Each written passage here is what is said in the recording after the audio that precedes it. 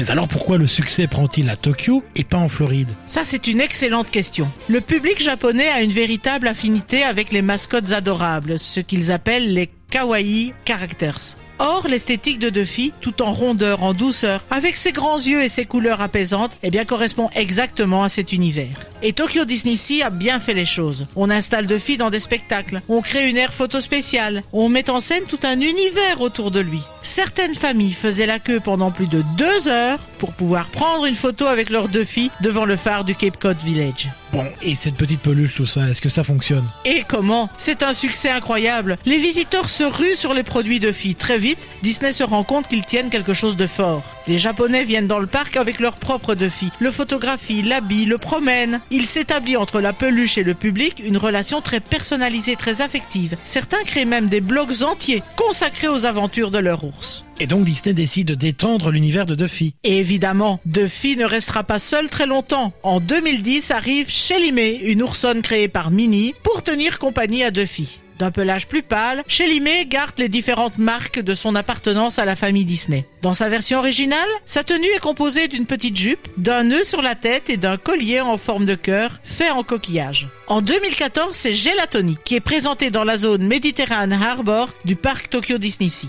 Il s'agit d'un peintre, un chat gris coiffé d'un béret bleu que Mickey et Duffy ont rencontré lors d'un voyage en Italie. Stella Lou fait son apparition en avril 2017. La lapine de couleur lavande, passionnée de danse, a fait la rencontre de Duffy alors qu'elle s'entraînait dans le parc. C'est à Hong Kong, l'année suivante, qu'arrive Cookie Ann, une chienne jaune aux yeux verts, passionnée de pâtisserie et que l'on reconnaît à sa toque de cuisinière garnie d'un nœud rose. La timide tortue Olumel fait résonner ses premières notes de ukulélé pour la première fois en 2020 à Shanghai. Et le dernier arrivé, c'est Linabelle, un renard rose qui adore résoudre des énigmes depuis son arrivée à Shanghai en 2021. On voit donc que chaque personnage a une personnalité, une histoire, un style différent, et c'est donc une véritable petite communauté autour de l'amitié et de la créativité qui se crée. On peut dire qu'aujourd'hui c'est une véritable petite famille qui entoure Duffy.